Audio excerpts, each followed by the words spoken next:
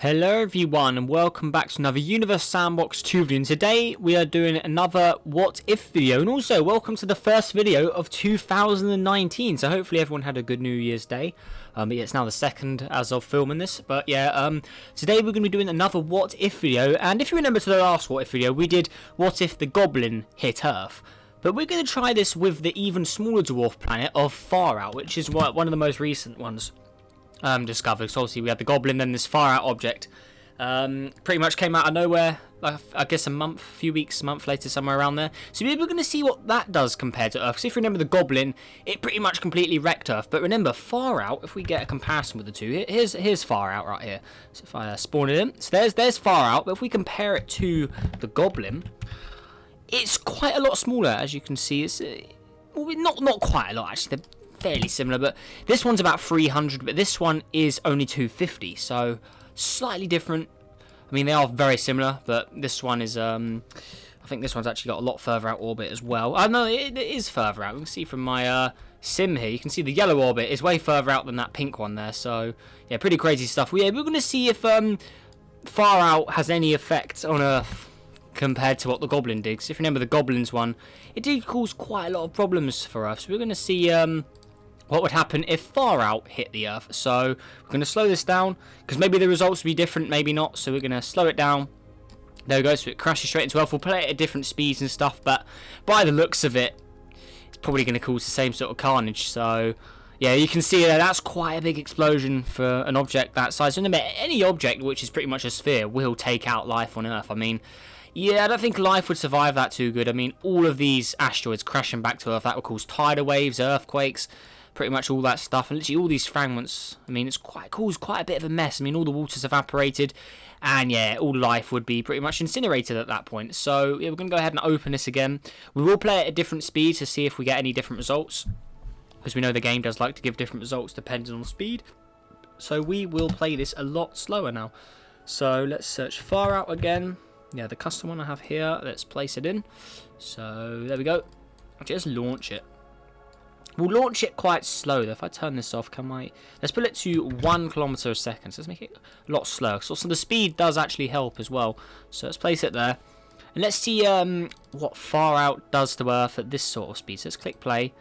And hopefully it will crash into it. It probably will speed up. I mean, right now it looks like it already has sped up. Rotational periods, yeah, speed. It's speeding up. So let's keep like resetting it to 1, just so I don't think we're going to be able to do that. So there we go. Oh, and there you go. Oh, crashed into Earth. But is it going to cause any? See, this time it wasn't as bad. As you can see, it's caused quite a big mark there. But I mean, I guess it would cause a lot of problems for Earth. But overall, it looks like Earth probably would recover from that. I mean, it is quite a big impact. I mean, that impact is probably the size of Antarctica, for instance. Antarctica is a massive piece of land. So yeah, that's quite a big impact zone. But I know the city lights are there, but I'm pretty sure an impact like that would probably cause quite a big shockwave across the whole Earth. I mean, damn. But it looks like if you slow down the actually, we can just test it on the same Earth as well. If you slow down the impact speed, it looks like it wants to make a difference. So we'll put it at 1 kilometer a second. We'll launch it on this side of Earth. So let's launch it, I don't know, in the Indian Ocean here, somewhere there. So let's shoot it there. All right. So there we go. So pretty much on the complete opposite side of Earth, as you can see. So right. Oh, it is the Indian Ocean, yeah. Okay, there's it. All right. So, yeah, let's play this. So, we're going to slow it down. Keep an eye on that movement speed. So, there we go. So, right now, apparently it's doing 30. So, let's put that back to 1. Oh, and it just falls out completely. Okay, so we're going to have to put it on this side. Looks like it. I don't really want to do that, but it looks like putting it at 1 just completely makes it fall out. So, just doesn't have enough speed to keep up with the Earth. Alright, so here we go. So this looks a little more promising. So it's got to be from this side. So I'm going to put it to 1 meter. Oh, there we go. So that's a very, very slow impact compared to the previous one. But it looks like it's causing a lot more explosions.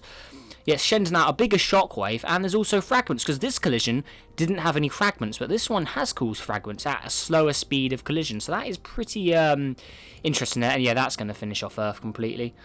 Yeah, we're not going to survive that. There's way too many fragments crashed into Earth there, so that's pretty interesting. Maybe it's because I already had something crashed into it, but it didn't seem to affect it. But it did cause fragments, and the previous one didn't. So that is quite weird. Why it's done that? Because Sometimes it creates fragments, sometimes it doesn't. Like what if I just place it in next to Earth? If I place it like right there. So then we'll slow down time. So right now that hasn't got any movement speed whatsoever. That's at 0 meters a second there. So if we do that, so you can see the speed is increasing. But let's see what effect it has on the 3 seconds a second. So this is quite more of a real-time sort of look to it. This is pretty much real-time now. So let's land in about... let's land... no, we don't want to land there. We want to land in South Africa. So let's land there. There we go. So in South Africa, you would see that in the sky. So let's see what happens when we click play. So let's turn all that off. Play. So you can see this thing is... Oh, it's actually rotating as well. But you can see it's falling to Earth right now. That is... very spooky indeed. You can see it's just... Damn, imagine seeing that though. Right, so there we go. So I'm at about 3 seconds here. So there you go. So it's now colliding. See, all those fragments are being created. Jeez, look at all that. Oh my god. So, yeah, when you play it slower, it definitely causes a lot more fragments to spawn. Oh my gosh, what is going on? We can't even see. Damn. Okay, so that has caused an absolute ton of explosions. Jeez, look at the size of that explosion. That is a big one. So, yeah, if you want to get a realistic explosion, definitely play it at about 1 second a second. That's how you get the real sort of speed. That's a massive shockwave. How are fragments on this side? I do not know, because none of the fragments have got over there yet. That is very strange. But, yeah, that has caused an absolutely enormous impact there. So, yeah, either way, Goblin or Farout, both of them will destroy life on Earth from the way we're seeing this. I mean, damn. That is a pretty big explosion there. And this thing's only 250 kilometers in size. How much is Ceres? Because that also destroys life on Earth. How much is Ceres? Ceres is around the similar size. 470. So Ceres is actually bigger than those. So yeah, even objects smaller than Ceres, they still completely wipe out Earth, as you can see here. So I have actually... One thing that'd be quite interesting is to keep testing this and see what sized object wouldn't take out life. I mean... Let's get a random... What could we use? What about Mimus? I know that's... This thing is tiny. This is only 198. So would an object like this destroy it? Or take out life? Let's just put it there. So that's pretty close. So there we go. Now, Mimus is way smaller at 198. And it also has less mass. But would this take out all life on Earth? Let's see here. So there we go. Play. That's a little too quick. Let's slow down a bit more. Okay, so that's pretty much real time, double the speed of real time. So you can see it's creating the explosion seems to be a lot smaller, but it's still creating. Oh my god, still creating a pretty big impact there. You can see that's quite a reasonable chunk of size right there. So yes, it's mainly the fragments which cause a lot of the damage, but that's a massive shockwave. Anything that shockwave hits will definitely take out anything there. But you can see it still creates a lot of fragments. So I'm almost willing to bet that any object that's a sphere would destroy life on Earth. I mean, that, yeah, 900 degrees, that is pretty crazy. Not as much molten rock around, but it's increased the temperature of the entire planet completely as well. So I'll be willing to bet that any object that is a sphere would take out life on Earth. The only things that wouldn't would be asteroids, for instance, like tiny things below 100 kilometers. I mean, as a test as well, we can shoot an asteroid in there. Actually, no, we need to go on a new sim first. But I'll literally do a 100 kilometer asteroid. Let's see if that would cause any trouble. So, go add. Let's put a random asteroid in there. Let's put it right there. So there we go. So Earth will pretty much fly into it. Okay, so this is only 38. So let's put this up to 100. Would this cause... Oh, no, not 200. I want 100. Would this cause any problems for Earth? I mean, it's a sphere right now, but it's mainly the size which really matters with collisions, I'd say. So... I mean, mass does count as well, but...